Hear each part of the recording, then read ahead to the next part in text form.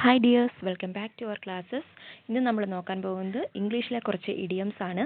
ഒരു 4 ഇഡിയംസ് നമുക്കിന്ന് പഠിക്കാം, അതിൻ്റെ മീനിങ്ങും എക്സാമ്പിൾസ് ഉപയോഗിച്ചിട്ട്. ഓക്കെ, നിങ്ങളെല്ലാവരും കേട്ടിട്ടുള്ളതായിരിക്കാം ഈ ഇഡിയംസ് ഒക്കെ.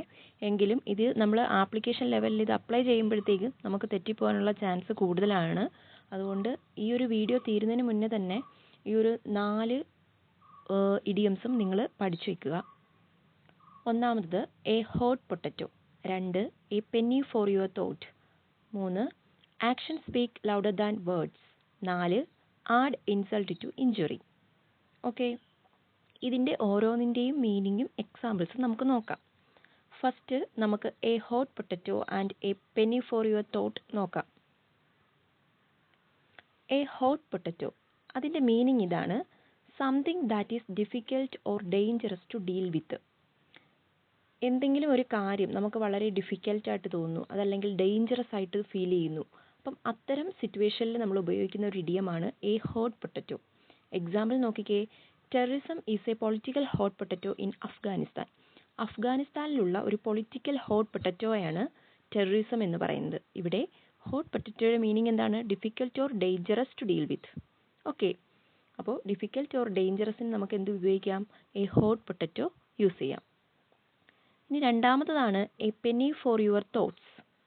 Meaning way of asking what someone is thinking.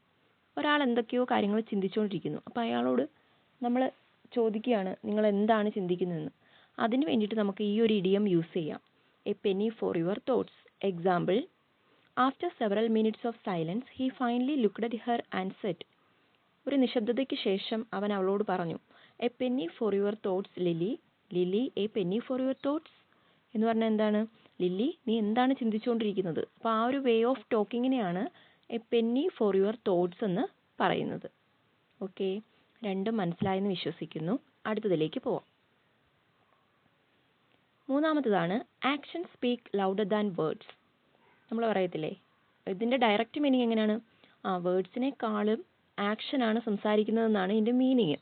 എങ്കിലും ഇവിടെ ഉദ്ദേശിക്കുന്നത് എന്താണെന്ന് വെച്ചാൽ, what you do is more significant than what you say. നമ്മൾ എന്താണോ പറയുന്നത് അതിനല്ല പ്രാധാന്യം, അതിനേക്കാൾ പ്രാധാന്യം ആ ആക്ഷനാണ്, എടുക്കുന്ന ആക്ഷനാണ്. അത് നമ്മൾ കേട്ടിട്ടുണ്ടല്ലോ. അതായത് വാക്കിലല്ല കാര്യം, പ്രവൃത്തിയിലാണ് കാര്യം എന്നുള്ളൊരു മീനിങ് ആണ് action speak louder than words എന്നതുകൊണ്ട് ഉദ്ദേശിക്കുന്നത്. Action speak louder than words. Example, he, അവൻ പറയുകയാണ്, I am sorry, I will try to be a better person henceforth. ഞാൻ തീർച്ചയായും ഒരു നല്ല വ്യക്തിയായിട്ട് മാറും എന്ന് അവൻ പറഞ്ഞു. അപ്പോൾ അവൾ പറയുകയാണ്, she, action speak louder than words. അതിൻ്റെ മീനിങ് എന്താണ്? വാക്കിൽ പറഞ്ഞാൽ മാത്രം പോരാ, പ്രവൃത്തിയിലും അത് ഉണ്ടായിരിക്കണം. സോ വാക്കുകൾ മാത്രം പോരാ, പ്രവൃത്തിയിലാണ് ഫലം ഉണ്ടാകേണ്ടത് എന്നുള്ളൊരു മീനിങ് ആണ് ഈ action speak louder than words കൊണ്ട് ഉദ്ദേശിക്കുന്നത്. Next, add insult to injury. അതിൻ്റെ ശരിക്കുള്ള മലയാളം മീനിങ് എന്ന് പറയുന്നത് എരുതിയിൽ എണ്ണയൊഴിക്കുക എന്നൊക്കെ പറയത്തില്ലേ. That meaning to make a bad situation worse. ഒരാളൊരു ബാഡ് സിറ്റുവേഷനിൽ ഇരിക്കുകയാണ്, ആ ഒരു ടൈമിൽ വന്നിട്ട് അത് കൂടുതൽ വേഴ്സ് ആക്കി മാറ്റുന്ന ഒരു സിറ്റുവേഷൻസ്, അതിനെയാണ് ആഡ് ഇൻസൾട്ട് ടു ഇഞ്ചുറി എന്ന് പറയുന്നത്.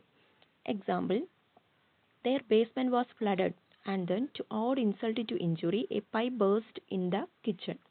അതായത് അവരുടെ ആ ഒരു ബേസ്മെൻറ്റ്, അവരുടെ ആ ഒരു വീടിൻ്റെ തറ ഫുള്ള് വെള്ളം കയറിയിരിക്കുന്ന സമയത്ത് പെട്ടെന്ന് തന്നെ കിച്ചണിലെ പൈപ്പും പൊട്ടി. അപ്പോൾ എന്താണ്, ആദ്യമേ ഒരു ബാഡ് സിറ്റുവേഷനിലാണ് അവർ, പെട്ടെന്ന് അത് വേഴ്സായിട്ട് മാറി, കൂടുതൽ മോശമായിട്ട് മാറി.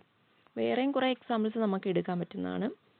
അതായത് നമ്മൾ എന്തോ ഒരു സിറ്റുവേഷനിൽ, ഇങ്ങനെ ബാഡ് സിറ്റുവേഷനിൽ സാഡായിട്ടിരിക്കുമ്പോൾ അതിലും വലിയൊരു സിറ്റുവേഷൻ ഉണ്ടാകുന്നു. ഇപ്പോൾ നമ്മൾ പറയാറുണ്ടല്ലോ, ഇടി വെട്ടിയവൻ്റെ തലയിൽ പാമ്പ് കടിച്ചവൻ്റെ തലയിൽ ഇടി വെട്ടിയെന്ന്. അപ്പം അതുപോലുള്ള ഇഡിയംസൊക്കെ ആണ് ഈ ഒരു ഇംഗ്ലീഷിലേക്ക് വരുമ്പോൾ ആഡ് ഇൻസൾട്ട് ടു ഇഞ്ചുറി എന്ന് പറയുന്നത്. സോ മനസ്സിലായെന്ന് വിശ്വസിക്കുന്നു. 4 ഇഡിയംസാണ് നമ്മളിന്ന് പഠിച്ചത്. ഈ 4 ഇഡിയംസും അതിൻ്റെ മീനിങ്ങും ഓർത്ത് വെച്ചിരുന്നാൽ നമുക്ക് ഏതൊരു ക്വസ്റ്റ്യനും ആൻസർ ചെയ്യാനായിട്ട് സാധിക്കും. എല്ലാത്തിൻ്റെ മീനിങ് മാത്രം നിങ്ങൾ പഠിച്ചിരുന്നാൽ മതി. ഇതുപോലുള്ള കൂടുതൽ ഇഡിയംസിനായിട്ട് നിങ്ങൾ ചാനൽ സബ്സ്ക്രൈബ് ചെയ്ത് ഫോളോ ചെയ്യുക. അതുപോലെ തന്നെ ഫ്രണ്ട്സിനും റിലേറ്റീവ്സിനും ഒക്കെ ഷെയർ ചെയ്ത് കൊടുക്കുക. താങ്ക്സ്.